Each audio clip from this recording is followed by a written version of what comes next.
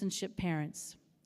Born and raised here in Tucson, in a Tucson barrio, a proud Tucsonan with the privilege of being immersed in both cultures. When not enjoying a good book, Lorena spends most of her time with her loving family. And then our final panelist is Jonathan Tapia, and he's currently pursuing an IT specialist certificate here at Pima with plans on transferring to the University of Arizona. His academic interests also include eco-justice, sustainability, transborder issues within our communities, and educational disparities within Hispanic, Latino, and indigenous communities. Both Lorena and Jonathan are current Mexican-American Studies students here at Pima Community College. If you would like more details about our speakers, please consult the full program online and on your Padlet. Please help me welcome our first of two panels of speakers.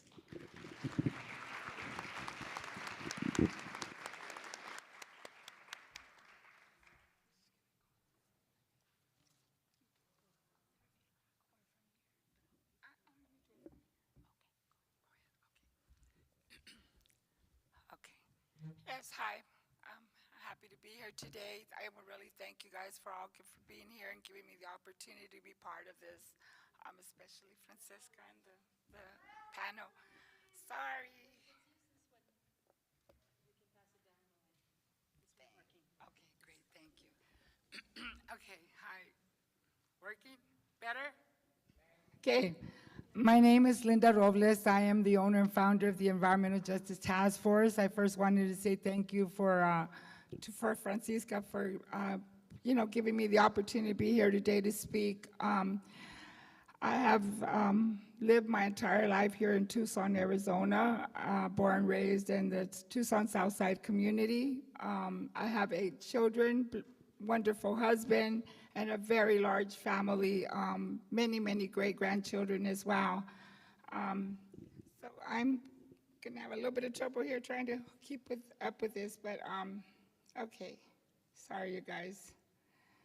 All right, my discussion is gonna be a little bit hard because I wasn't expected to hold this while I was talking.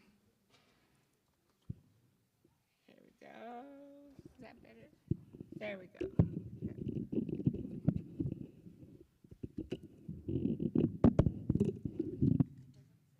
Oh, that's try our best. All right. Sorry. All right, well, so my presentation is from the PFAS contamination to exposure cleanup and beyond in Tucson, Arizona. My discussion begins with for the last 7 decades here in Tucson, the disposal of PFAS and other toxic wastes have devastated the south side of Tucson, Arizona. A little bit of site background. Since 1983, the EPA designated the Tucson International Airport as a federal Superfund site due to TCE groundwater contamination, but the EPA never cleaned up the site. Later, around 2002, 1,4-dioxane was also discovered at the site in addition to the TCE contamination that originally sparked the concerns. Again, later after that, 2012, mixtures of PFAS were also discovered in multiple Southside public water wells in addition to the other toxic chemicals.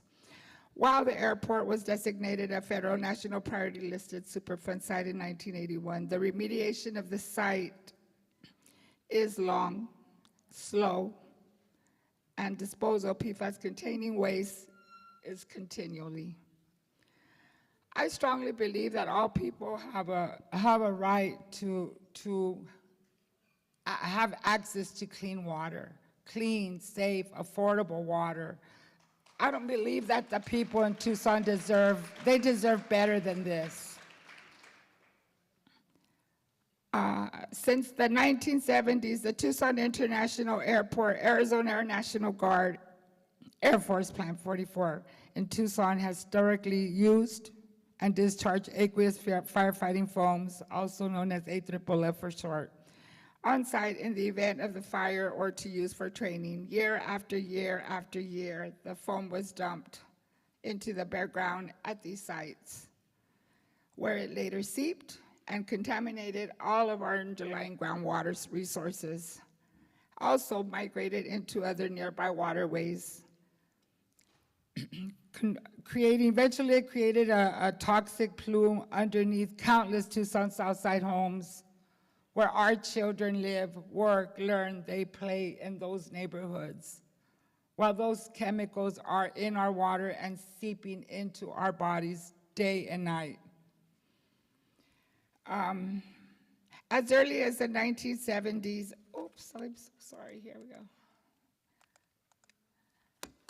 As early as the 1970s, I gave birth to children with birth defects. In 2007, I lost a daughter to a rare form of kidney cancer. She also suffered lupus. Later, after my daughter passed away, one of my other children was diagnosed with kidney disease and lupus as well. After that, my son Joseph was also diagnosed with male lupus and a rare form of skin diseases. Later after that, in around 2011, one of my daughters gave birth to a child with birth defects.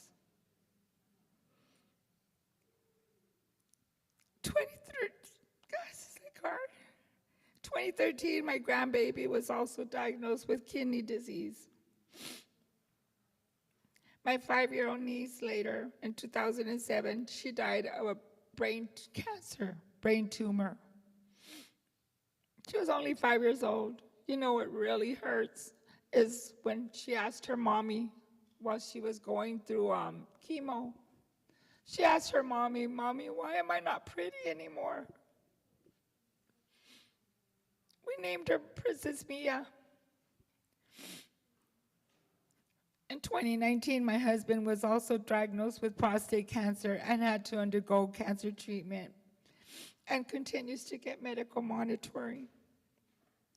Many people in my community have also suffered similar diseases and losses as well. So you can see the picture behind me. That is my husband and I, and my daughter and I. May she rest easy now. Influencing my community, it began for these reasons and more. I gave birth to the Environmental Justice Task Force in 2014 to organize our community residents here in Tucson and to fight and advocate for stronger health protections. In 2017, I also helped form the National PFAS Contamination Coalition.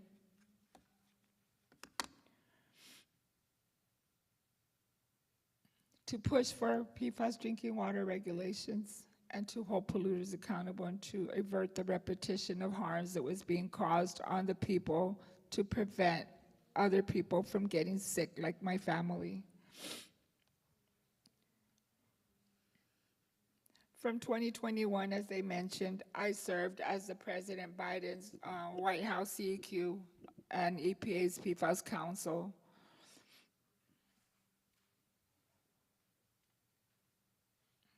In 2024, just a few weeks ago, thank God, the President Biden signed our PFAS bill and now has, for the first time ever, signed an enforceable drinking water regulations for PFAS. Yeah. I'll show the picture there. I don't know, it's not showing the pictures I had from this. Yeah. Thank you, thank you. Okay, well, it doesn't show. I don't see.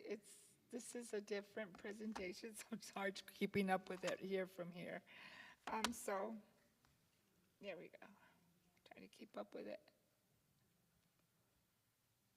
Where is that page? Well, then I'll just follow it from over there. So PFAS are a large class of over 14,000 fluorinated chemicals that have been found all over.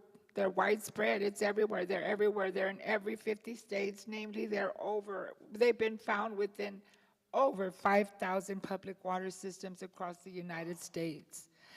In short, here in Tucson, Arizona, PFAS have been, in Tucson have been, they've been linked to nearby military Air Force bases, airport as well. All these areas are greatly affecting the local residents here in Tucson. The community, unknowingly of the risk, has been using this water for decades.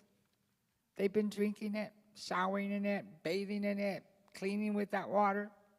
Didn't even know the risk for decades. Efforts to clean up and address the contamination are underway, but solutions are gonna be long, lengthy, and slow, just like the TCE contamination. Gives us very little bit of hope of it ever getting cleaned up. Again, I think we already did this one here. So we did PFAS. Okay, so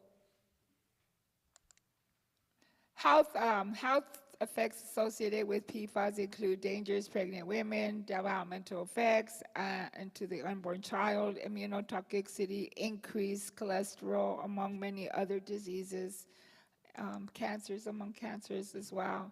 Sources of exposure on PFAS have been mainly ingesting drinking water, around 22% of that, and inhalation, I think it's 72%, and dust is 8%. How can we reduce PFAS? We can reduce PFAS easy, by just really, I believe it's through personal knowledge. I think personal knowledge is the real way of reducing PFAS. Also, you can buy, stuff like for your homes, like reverse osmosis, granular activated carbons, and those types of in-home treatment technologies that can also help reduce. And also you can, if you live near a military base or anywhere where PFAS have been discovered, you might want to call your local water companies and talk to them and see if your water is safe or if there's any PFAS in your water. I would really encourage you to do that.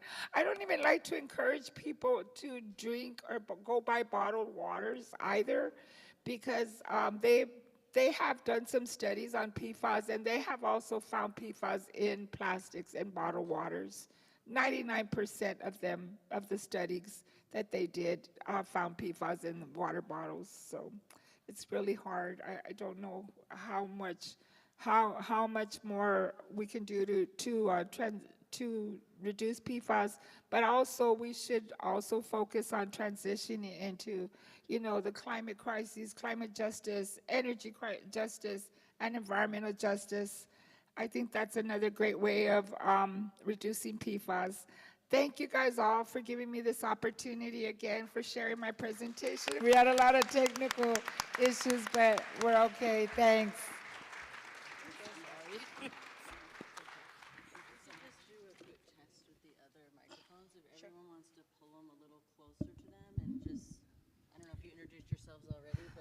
Testing. Allison's good. Testing.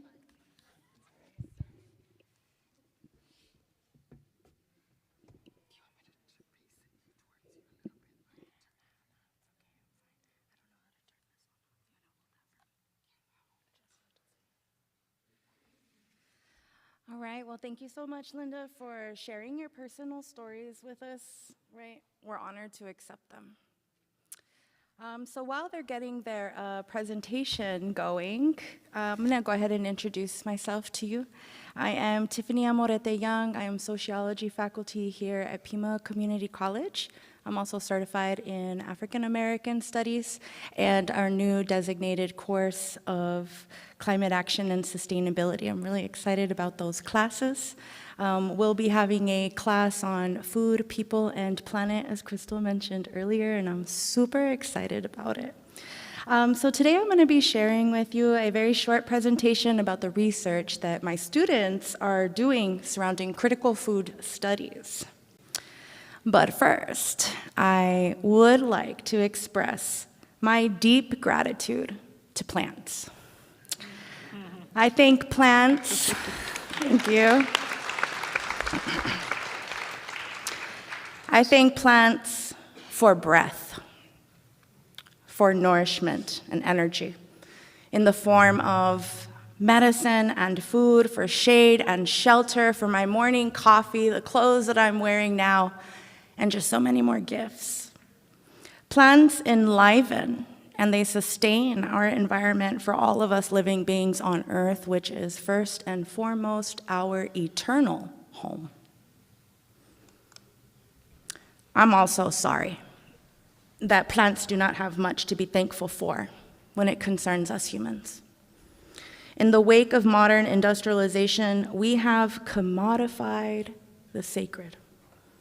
We've treated their gifts so cheaply, as evidenced from the far-reaching damages of industrial agriculture and factory farming. The consequences of a declining biodiversity, increased air and water pollution, antibiotic-resistant soil damage, animal cruelty, these things have jeopardized and implicated us all. And at the heart of our relationship to the land, to the plants, to the animals, and even to other people, is our relationship to the food, which is pervasively influenced by food systems. Now, we have many stories of food. Some stories and experiences of food are full of love, wrapped in the textures and tastes of our ancestors, carrying culture to our tongues. Other stories are of hunger, of oppression, and the tragedies of concentrated political and economic power, both domestically and globally. And it is within this very critical framework that we can also begin the restoration of the relationship between plants, people, and the animals with whom we share our home. Now, as a social scientist, it is my mission to share with my students the skills and techniques of critical inquiry, supported by empirical explorations of an ever-increasingly complicated and interconnected world. This project that I'm going to share with you is currently part of my Soc 120 Current Social Problems class, and we explore a variety of pertinent topics as shown above.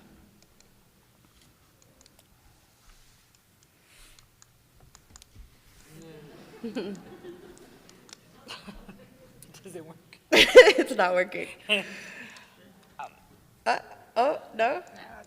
Okay, thank you.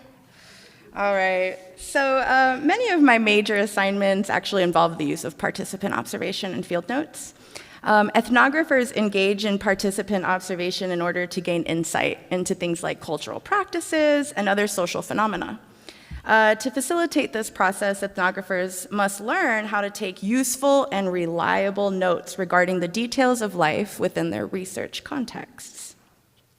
These field notes then constitute a major part of the data, which later conclusions can be based.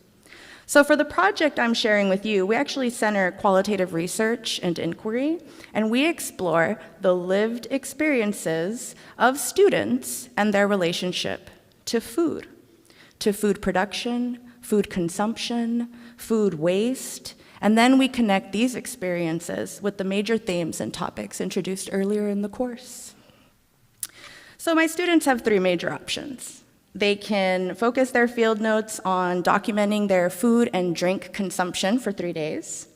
They could regrow some kitchen scraps, which is one of my favorites, or even start or revitalize a food garden using the course seed bank, which was acquired via a seed grant from Native Seed Search. So shout out to Native Seed Search. Now, once our data has been collected, and we get a lot of data, a course data set is created by me, and my students engage in qualitative coding to analyze the data, report their findings, and connect it to secondary research, and I also ask them to reflect on their overall project. But now I want to share with you their words. Now, my students come up with so many amazing gems and connections, and I couldn't possibly share them all with you today. But I will focus on those who decided to regrow kitchen scraps and to start a garden. This is from a proclaimed first-time gardener. She says, as I kept noticing the fungus gnats, I remembered in one of our lectures, Dr. Young mentioned that we needed to stop trying to get rid of insects just because we find them annoying and because they're part of our ecosystem. If anything, it's us humans invading their natural habitat. Because of this, I kept looking for natural ways to repel them instead of killing them. I kept finding that many pests, not just gnats, can't stand the smell of citrus. I kept some orange peels and boiled them in water for about 5 to 10 minutes. After it had cooled, I added more water, and this seemed to do the trick as my gnat activity decreased in the next few days.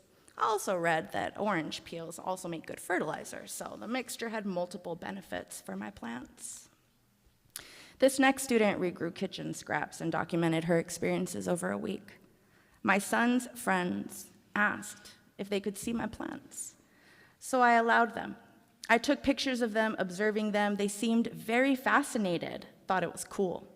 I can't wait till I get to college, they said. I told them they did not have to wait to get to college to regrow kitchen scraps. You can do it any time.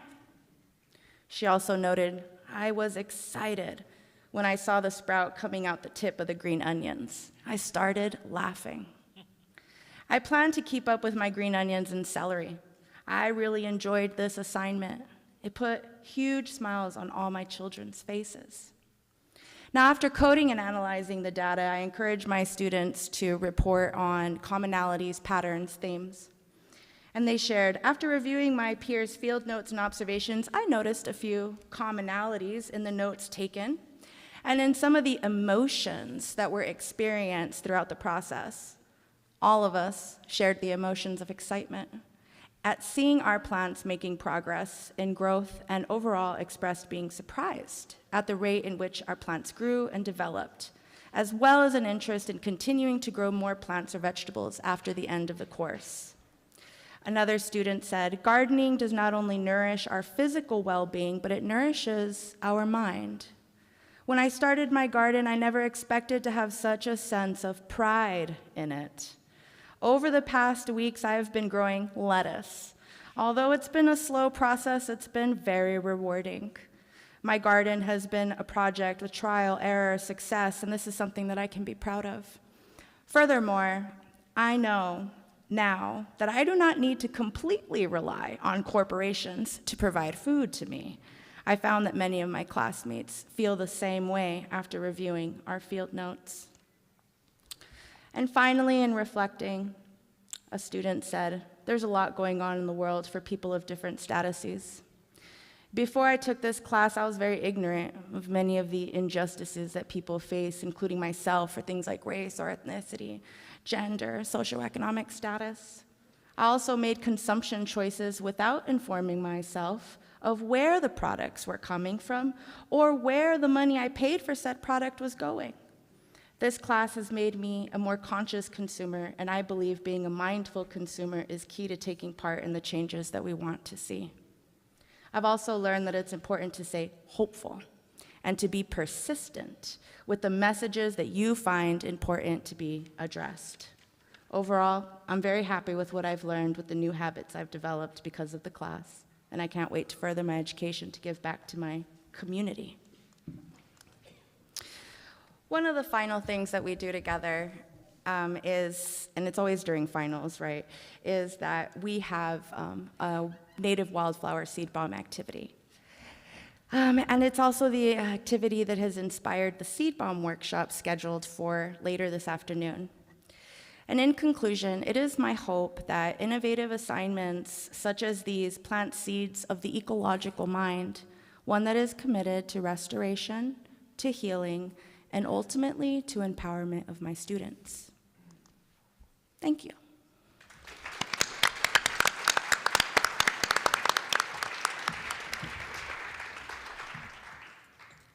Good afternoon. My name is Lorena, and I am here with my research partner, Jonathan Tapia, and both of us will be sharing our group research from our Mexican American Studies course.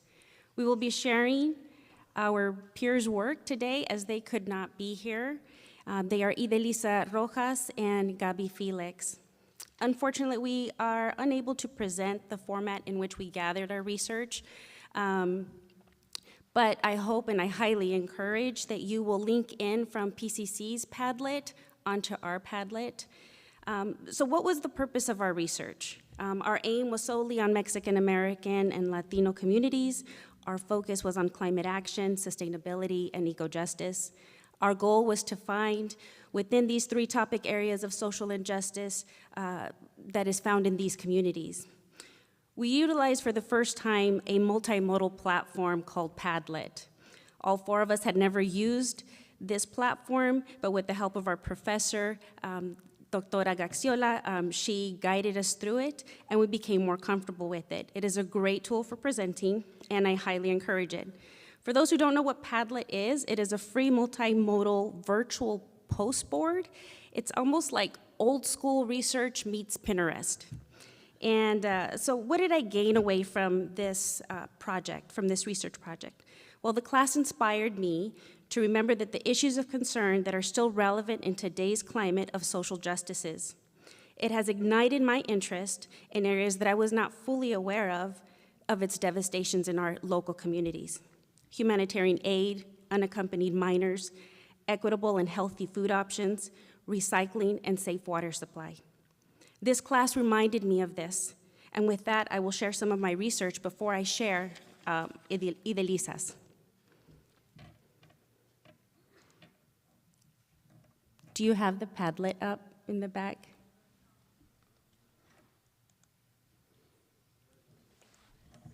It was in the beginning, they kept running that. Okay, so I need a little bit of audience participation. So a raise of hands, and please don't be shy. How many have ever dreamed of becoming or wanting to be a garbage picker or scavenger for a living? Yeah. Yeah, some people do it and they make art and they recreate it. Unfortunately, in my research, I found that in many Latino countries, this is the case. This is their only option of survival.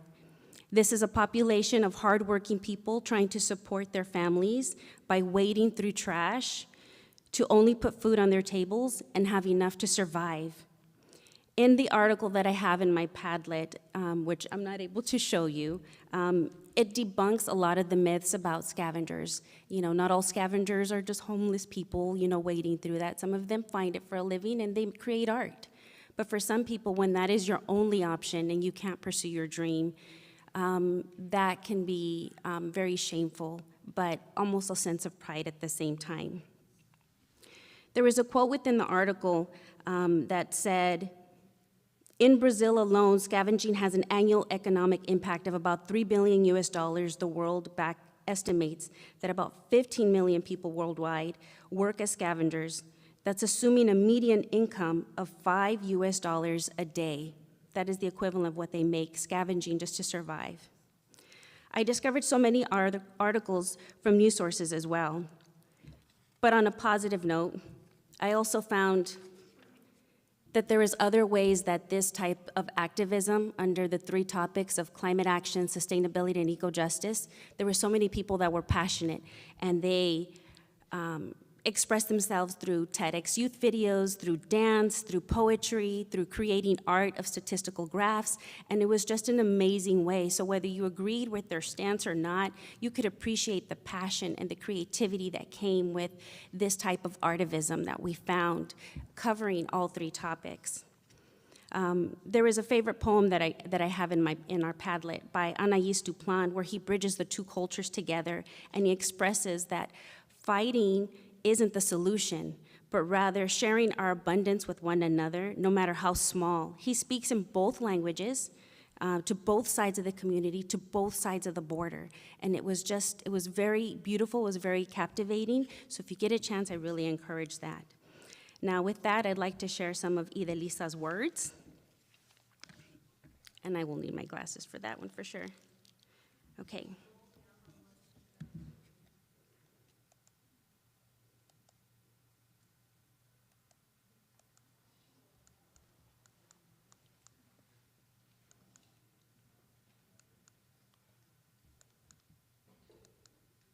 Okay, there we go.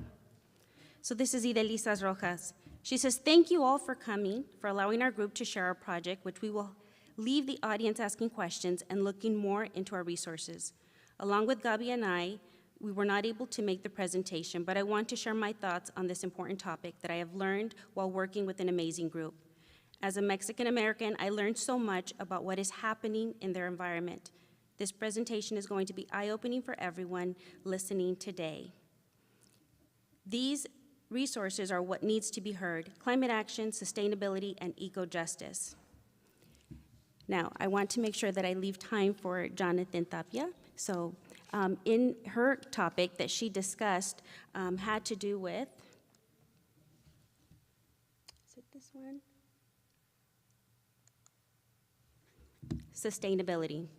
She found that much, if not most, of Mexico do not have a recycling program in place, and the overflow of garbage is inundating their landfills. Other organizations or countries are collaborating to acquire the recyclable items from their landfills, and it is so common to see recyclable bins here in our country, but elsewhere it is a very, very rare thing to see, and it's hard to fathom that they don't have that. But this issue of not having a recyclable program kind of feeds into the issue of now they need to become scavenger and garbage pickers to wade through that trash to make a living out of it. So with that, I would like to go ahead and hand that over to my research partner, Jonathan Tapia.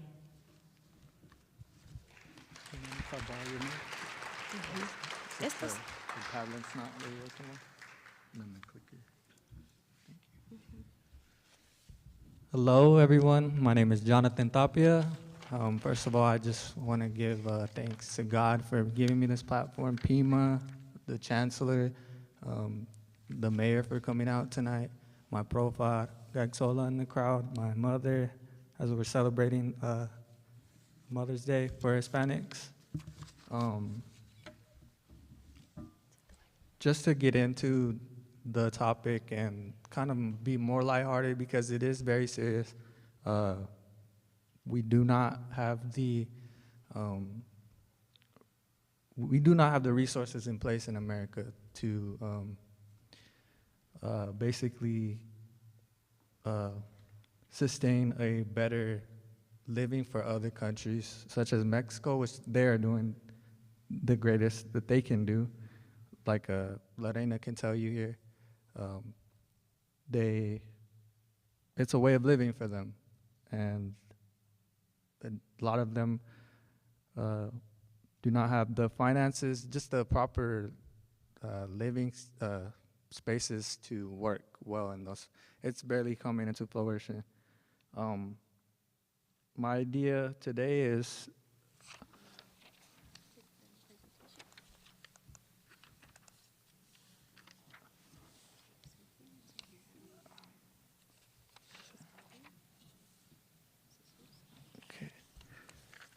my idea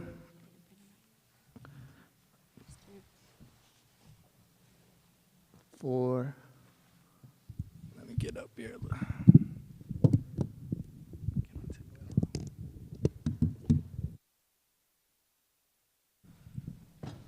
Can't see you very well.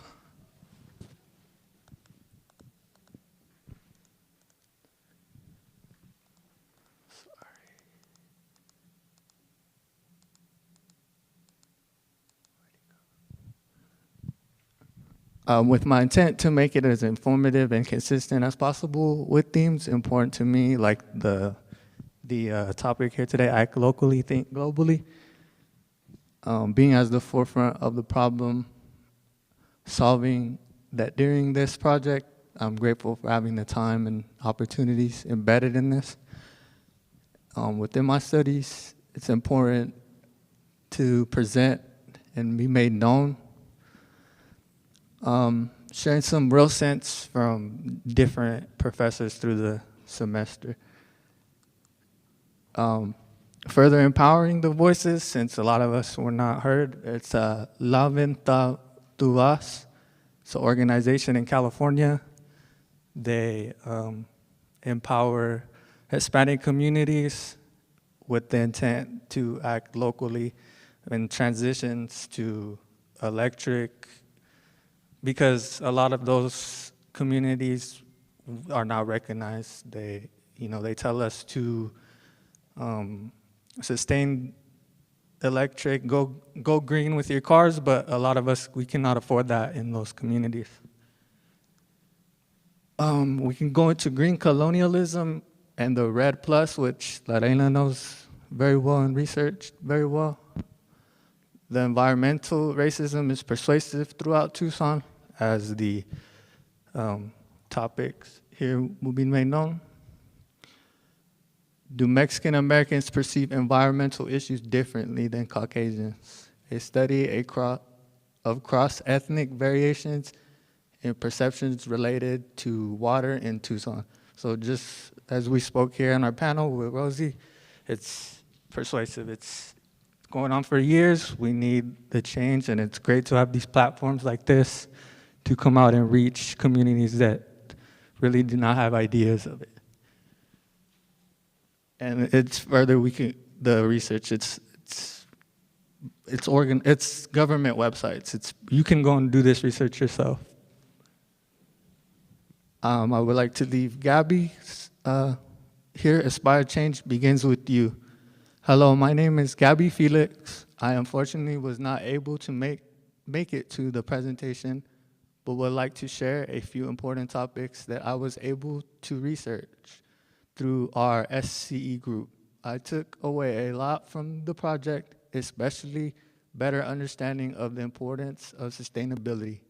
At first, this was just another project and more group partners, but our group worked so well together and our project became passionate research. I learned so much while working with Lorena, Jonathan, and Arizela. We researched, so many important topics that I encourage you all to read more of all and research through together, as we will only be sharing a few of our sources that made the most impact to us. I realized while working on this how important to work to change things so it doesn't get worse. Some words I would like to share that I gained from this project is that you can either wish for change to happen or you can be that change.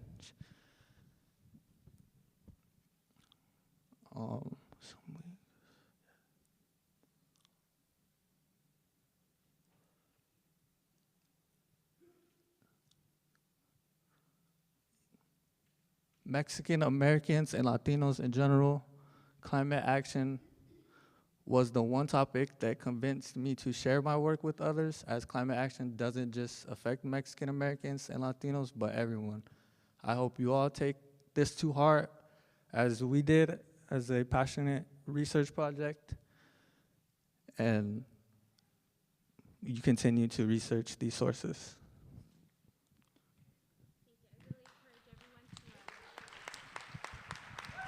I really encourage everyone to look onto our classes project. It was a lot of work, a lot of hours, and there's a lot of videos and insightful information. So thank you so much, and enjoy the food, and thank you for coming out to support this year's summit.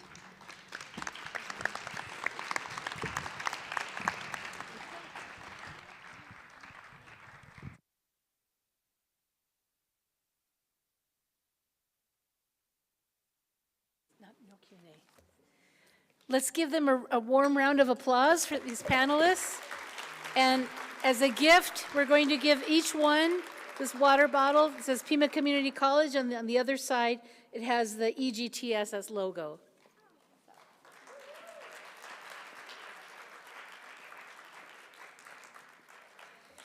And are there any TUSD students left in the room?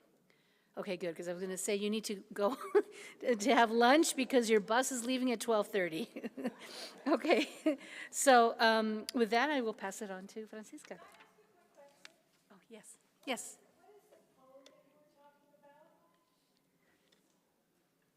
The poem? Okay, I think she's going to respond. Hello? Okay. The poem is called Let Us Gather in a Flourishing Way. and I'm happy to read it, but I don't know if we have the time, but it is called Let Us Gather in a Flourishing Way by Juan Felipe Herrera. Yeah. Okay.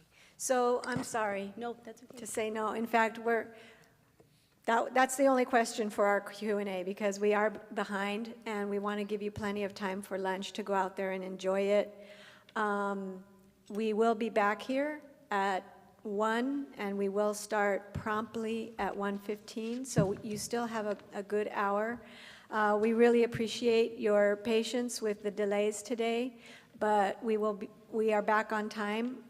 And as you go out, just know your lunch lines are to the right, your bathrooms are to the left, and there will be volunteers out there to help you dispose of your things in the correct receptacles.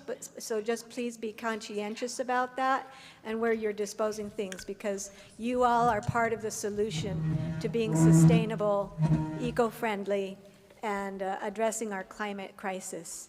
So I think that's it. If there was anything else, we'll get you on the rebound. Enjoy your lunch. You don't need a ticket for lunch. We will serve anybody and everybody. Just enjoy, okay? Oh, go ahead. And don't forget to visit the student exhibitors yes. in the recital hall, as well as the community organizations at the tables. And we have some performances, musical performances. So enjoy lunchtime.